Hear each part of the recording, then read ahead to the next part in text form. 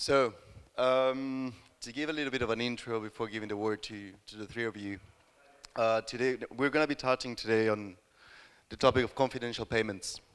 And we're going to have different representatives for the community who actually approach privacy from different point of views. And one of the things that we talked about recently is how it's not a binary system, right? It's not like privacy yes, privacy not, or transparent or private. Like it's actually a spectrum. And when we have representatives here today who are more proficient on zero knowledge proofs, there's some who are more on fully homomorphic encryption, and there are many words that are very complicated that they are going to explain. And we're going to focus actually on the use cases that this has for fintech and why they are relevant, actually. So the first thing that I'm going to do is introduce the three of you before giving the word. And we're going to have today Rogue, who's an engineer at Fhenix, focused on bringing on-chain confidentiality to DeFi thanks to FHE, for fully homomorphic encryption. We also have Rahul, product lead from Aztec, formerly an engineer, engineer from Aztec at privacy native layer 2. And finally, Jeremy Siringhi, sorry if I didn't pronounce it correctly, is also a crypto builder and is the founder of Exosphere, who he's going to mention a little bit more because I think is very much connected with the private confidential payments and private stablecoins. So actually, the first thing I would like to do today is you all actually, I think we can all agree at this topic that we were saying, no, the privacy is not binary, and you all target privacy from a different point of view. So the first thing I would like you to do is to introduce how you approach it while you present yourself at the same time. So, in order, I'll have Rahul here. Do you want to start? Yeah, absolutely. Hello, everyone. I'm Rahul. Thank you so much for that intro. Based in London, working at Aztec.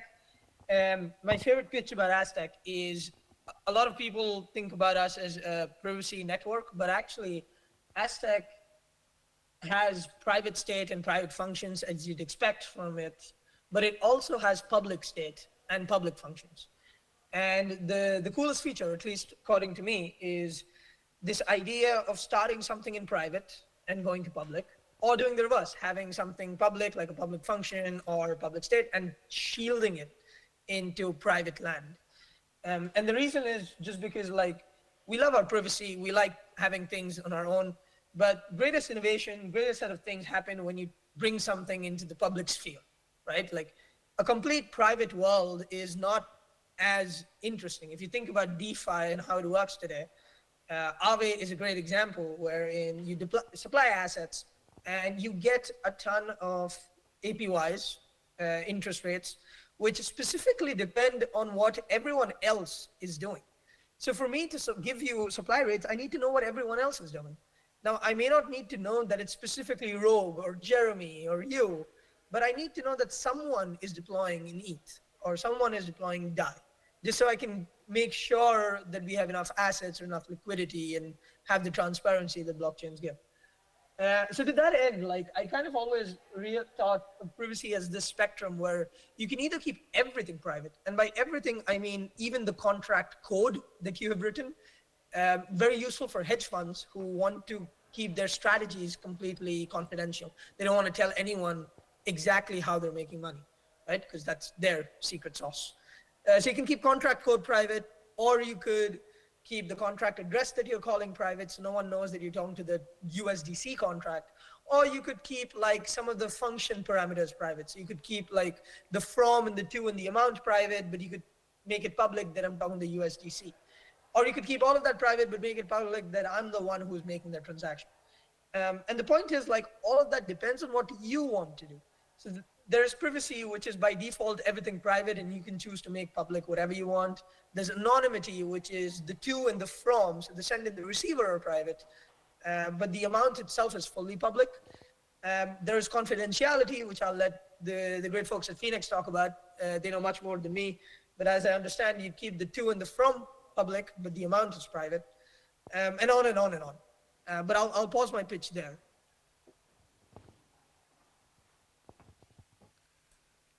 Feel free to, Rogue or Jeremy, to continue.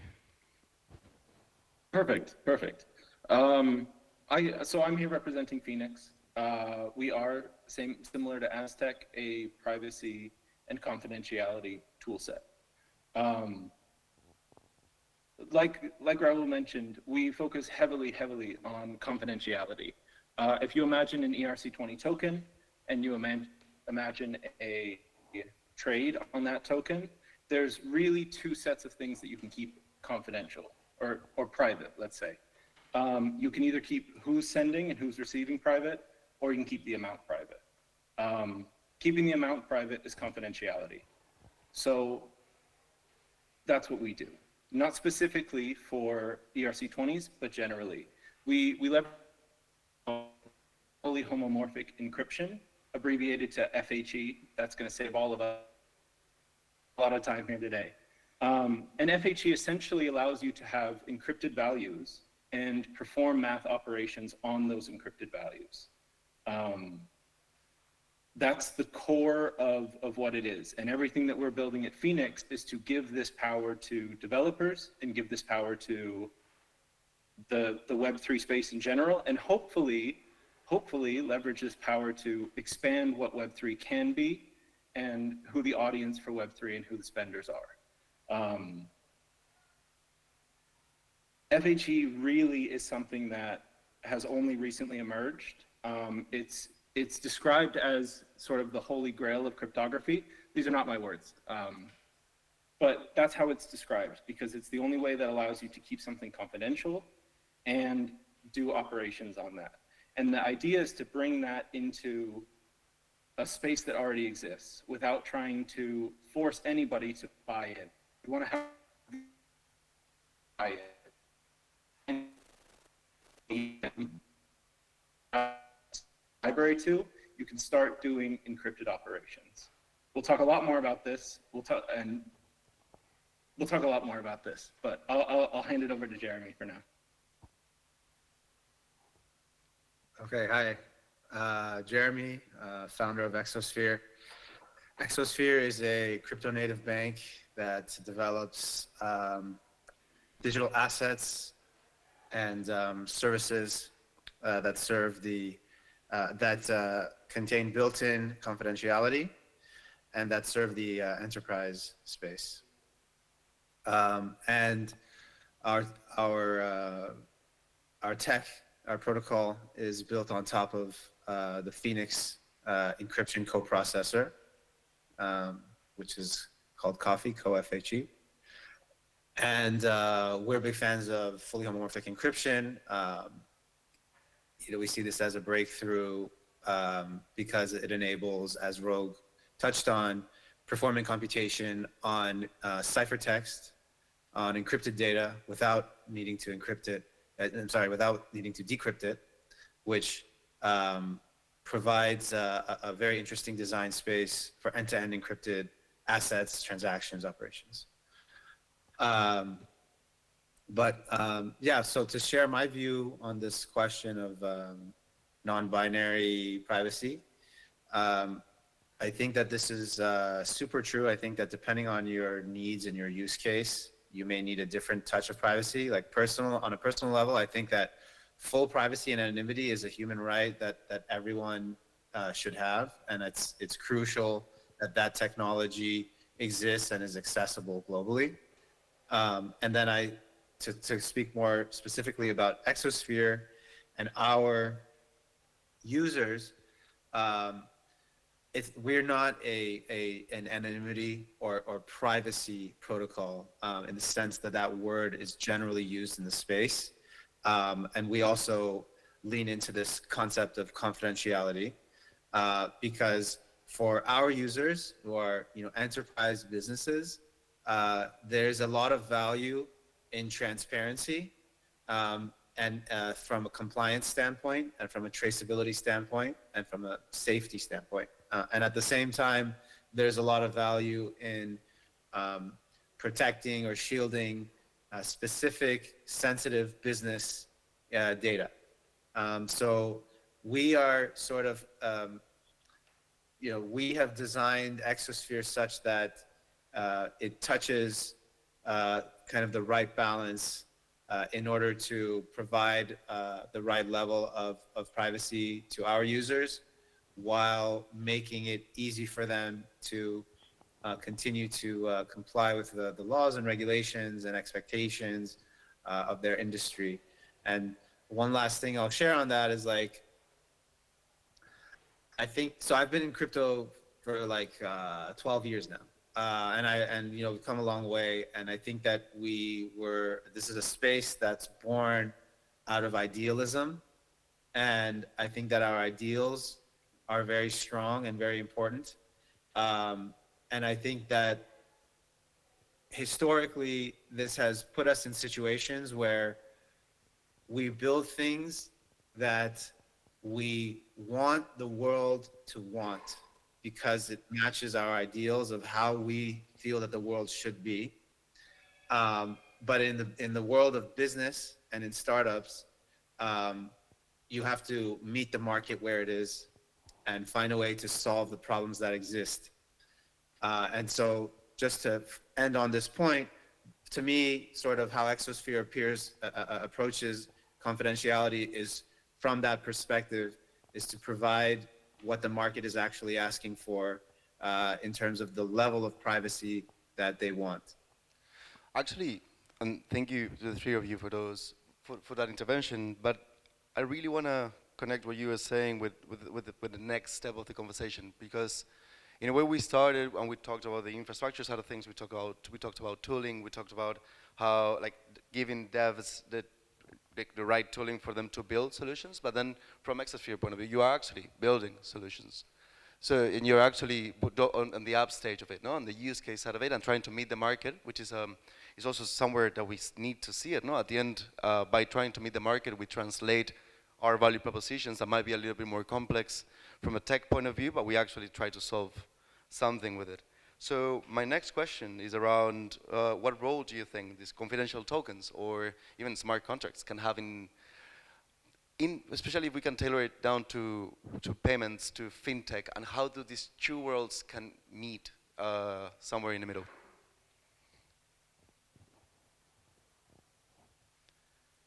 If you want, Rogue, you can go first. Oh, Jeremy. Go for it, Rogue. Sure, I can start. So sorry, can you repeat the question again? See. So what we were saying here is we're trying to move from the tech side of things to the more use case side of thing, and fintech, all of these institutional as payments industry or narrative that we have currently in the market are really having a lot of traction. So I want to see, as we see with Exosphere, who is more on the app layer,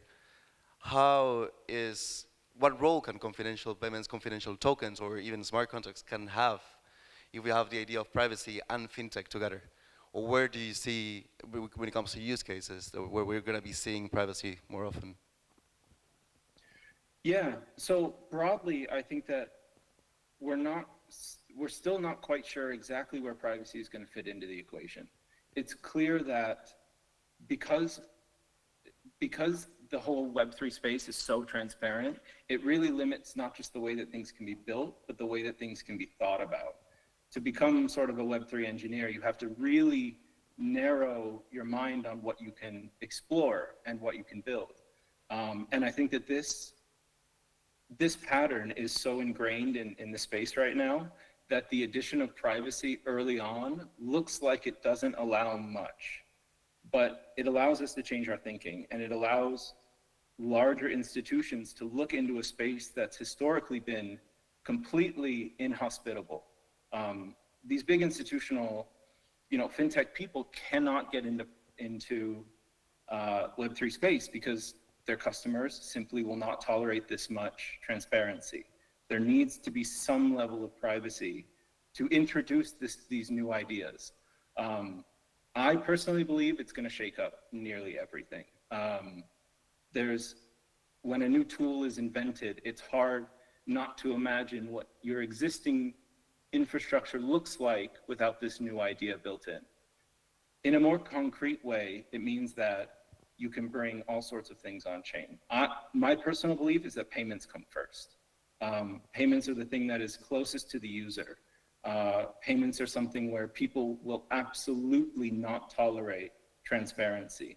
I don't want to know what my neighbor is buying, and my neighbor doesn't want me to know either. Therefore, any effort to bring payments on chain, which is a gigantic opportunity for Web3 generally, is stifled early. So whatever mechanism brings privacy on chain, I think that payments are going to be the thing that follows first.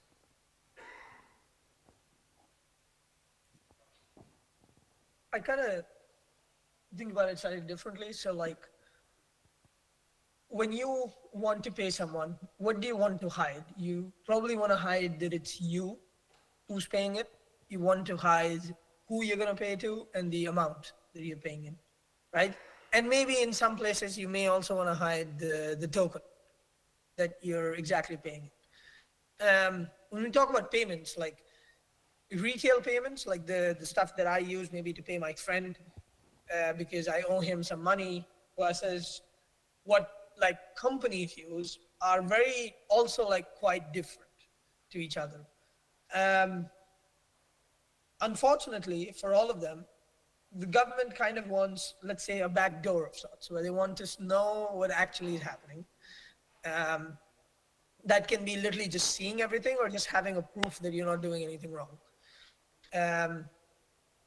So like, if you want to do payments in the blockchain, there are like two different parts you have to do. I think practically short term on the blockchain, like the easiest way to do payments is like, it's just for retail, is like having the idea of unlinkability. So like you have your normal address where you always have your money in, and you sort of want to pay to Rogue in a brand new address so he doesn't realize what's your actual address. Just that unlinkability would be great. For businesses that have to do like hundreds of payments and they have a lot of accounting restrictions and stuff, maybe that might not be, like that on its own may not be enough. Like maybe they want like a full-on proper privacy system. Maybe it's like a standalone system. We saw like a lot of like, we saw ARC and Tempo announcing this idea of opt-in privacy for stablecoin providers. I actually think it should be the other way around. It should be opt-in transparency.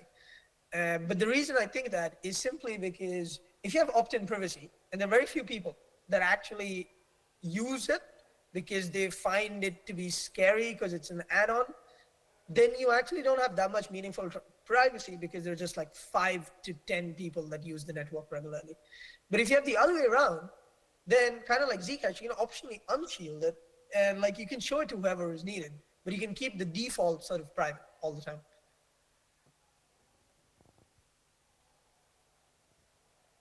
Yeah, to continue on that thread, like I think that first of all, we're seeing a lot of momentum in terms of privacy being implemented on the network level. Such as these new payment focused chains, as Rahul mentioned.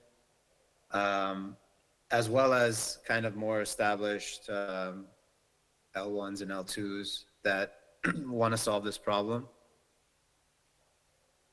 I think that it probably will follow like a gradual path where initially you opt in for privacy because we're used to transparency.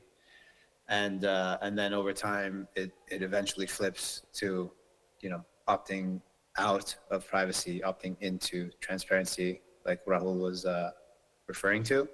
So I think it's could be a transition that starts like, starts with a lighter touch and then becomes more standardized.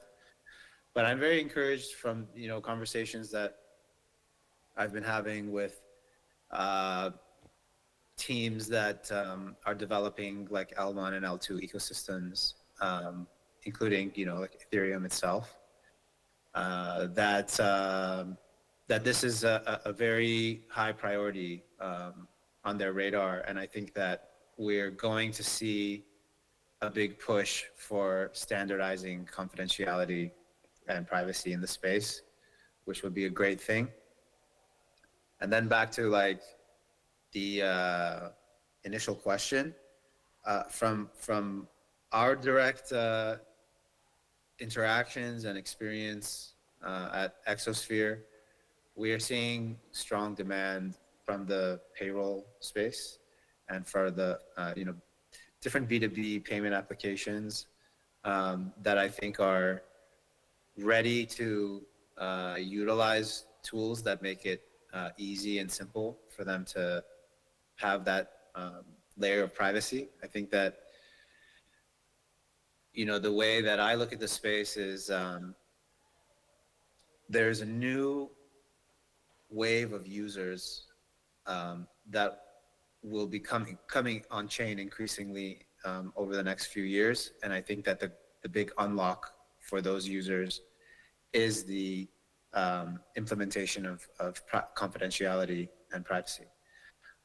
So the motivation is there, the need is there. I think that there are a lot of, companies and institutions that are motivated to move capital on chain, to migrate payment flows on chain. And I think that the biggest barrier that's stopping them from doing that right now is that they don't have the privacy part figured out. So that's exactly what we're providing to the space.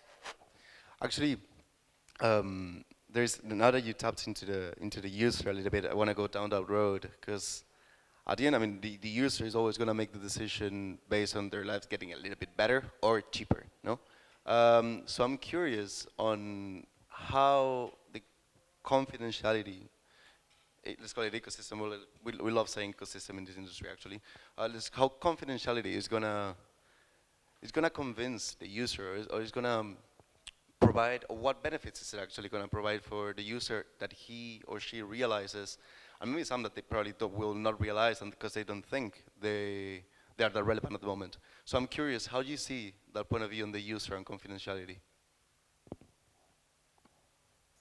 My point of view is that confidentiality speaks more to the users that have been hesitant to come on chain as opposed to everyone who is active on chain today. I think that all of us who are active DeFi users, for example, are by default comfortable, at least to some extent, transacting transparently or going through annoying, cumbersome processes to preserve our privacy.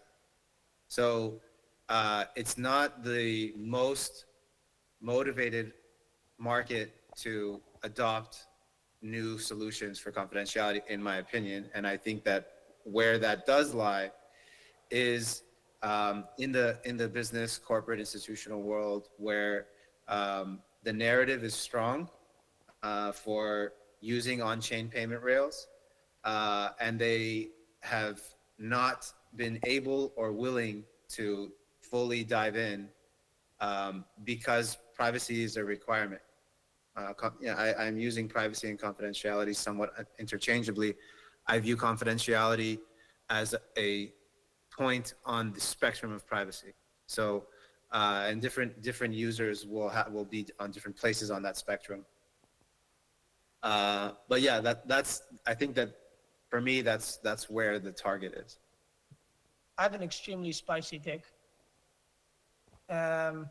My spicy take is, and I'm curious to understand how you guys think about this, but am I right, first of all, to think that by confidentiality, you mean just hiding the amount, but not the recipient and the sender?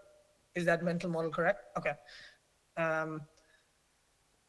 don't understand any use case where that actually adds meaningful privacy. Like, it would seem that I would still know everything that my neighbor is going to this particular coffee shop. I just don't know how much money they're spending at it.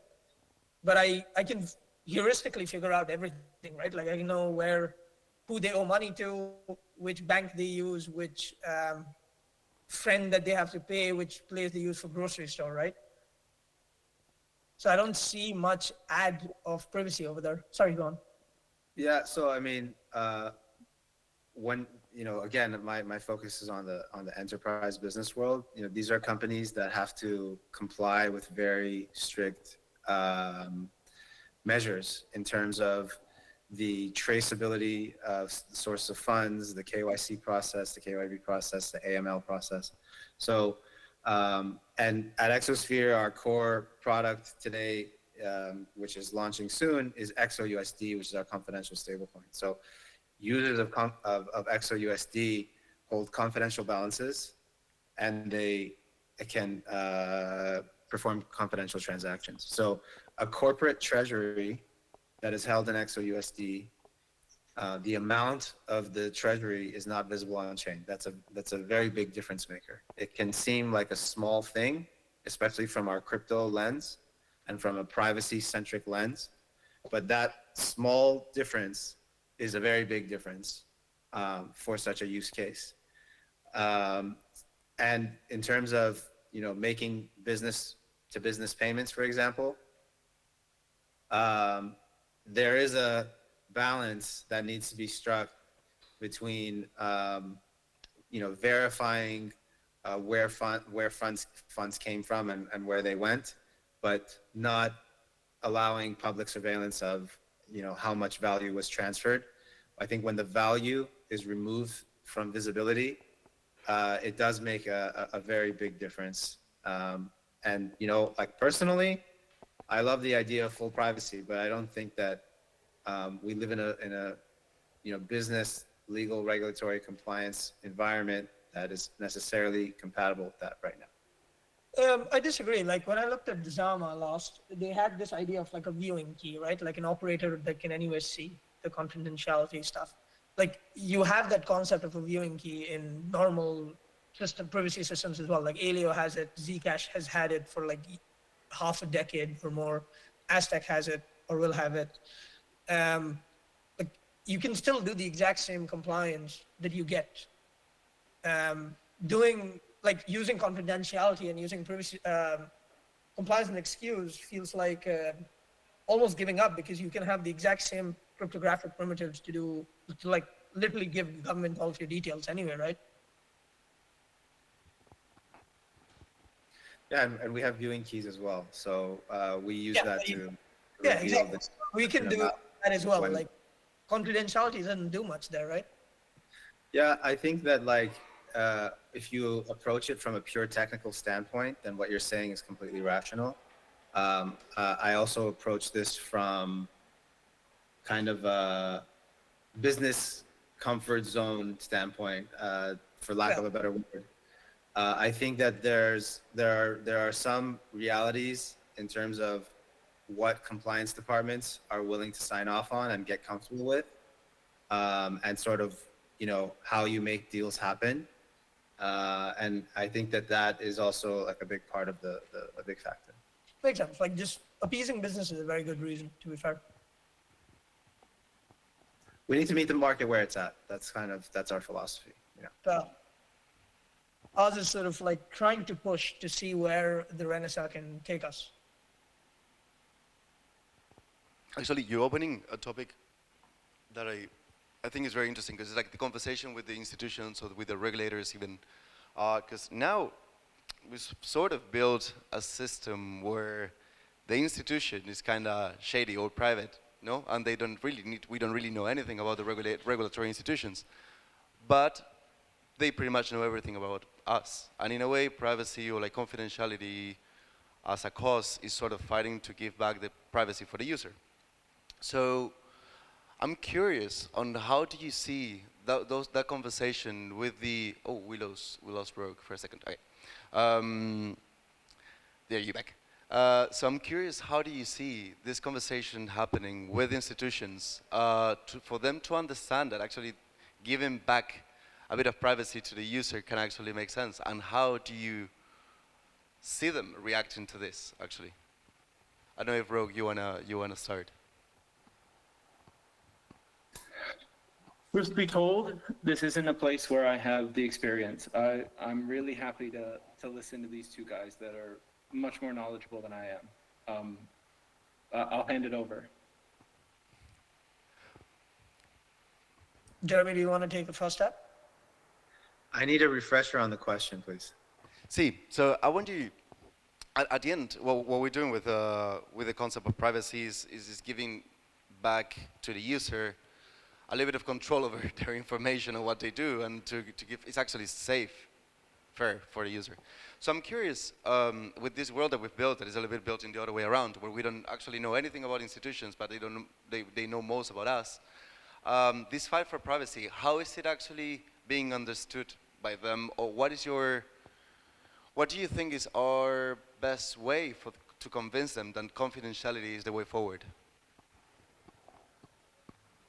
Well, I think that there are different solutions for different types of users and use cases. I think that what you sell to an institution can be, for how they, for example, interact with other institutions, can be very different for what you would, and by sell, I mean, provide, market, present, whatever, not necessarily sell, to individuals who are looking for solutions to kind of preserve their personal privacy. So like, I would, put myself in both of those categories. I run a business that sells institutional and corporate solutions, and those kind of fit a certain profile.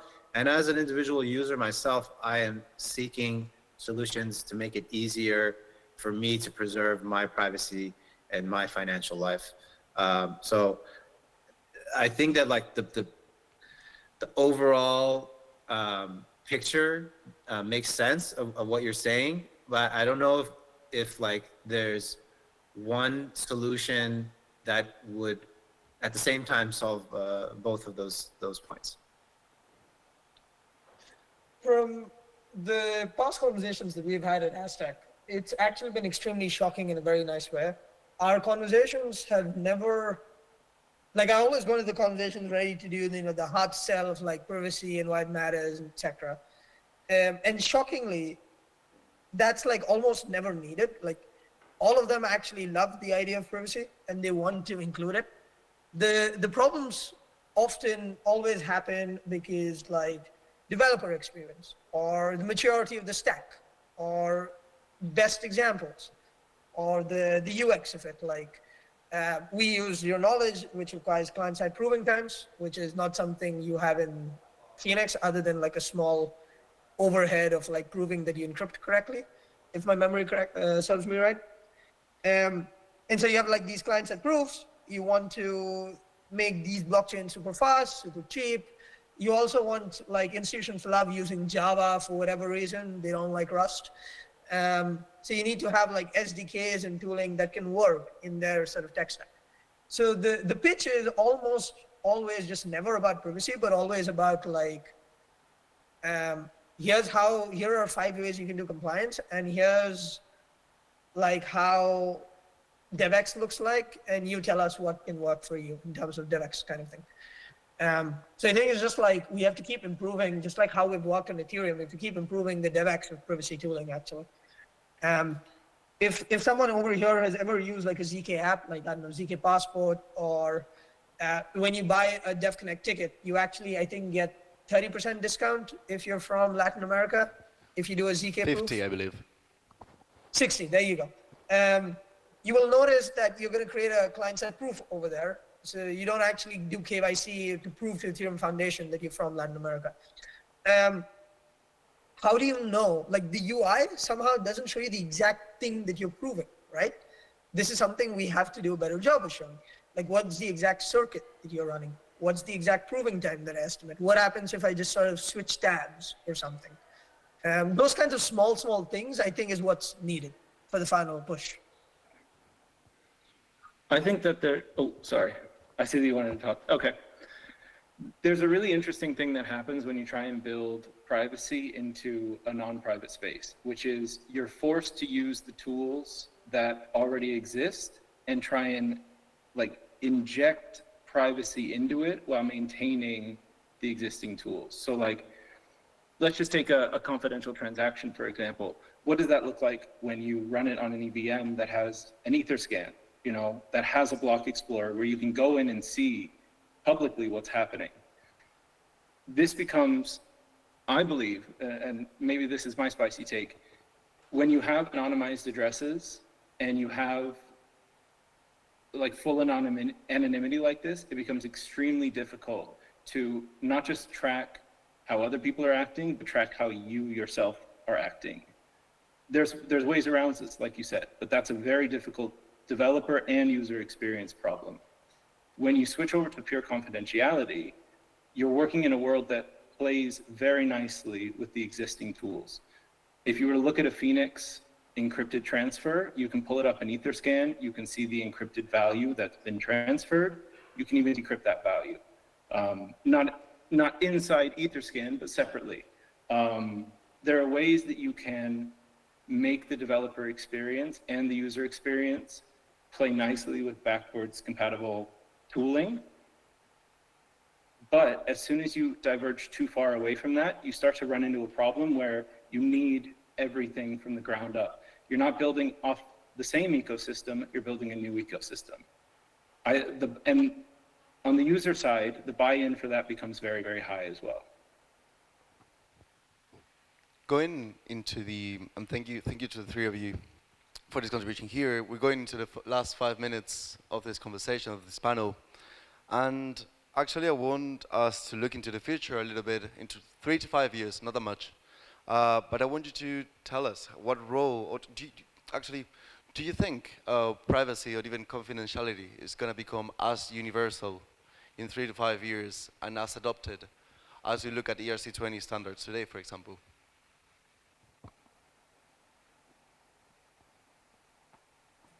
I think that it's a really, really high hurdle to get to current adoption levels. We've been working with the same stuff for 8, 10, 12 years now. I don't know the exact time. Don't fact check me. I think it's going to take a long time for privacy to spread. I think it will become very deep, very fast. I think privacy will be very centered around the confidential token. Confidential stablecoins, confidential tokens. It's very, very clear how this is going to become part of our world.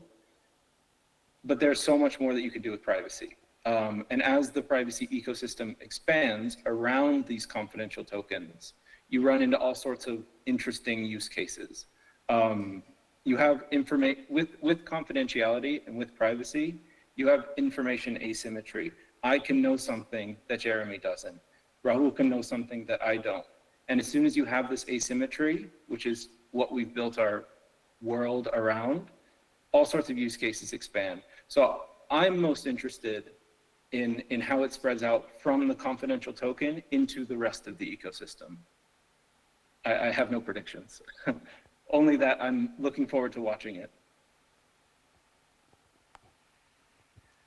My prediction maybe is a bit more ambitious. I think that in the next 3 to 5 years, we will see a very big wave of new capital that comes on chain and that adopts from the beginning confidential assets and confidential finance. And that wave, in my opinion, can be bigger than everything that's actually on chain right now today. So I think it could be absolutely massive. And by that definition, it would be adopted as much as our current solutions because we will have ushered in such a large new pool of users of on-chain finance and on-chain commerce that that will become true.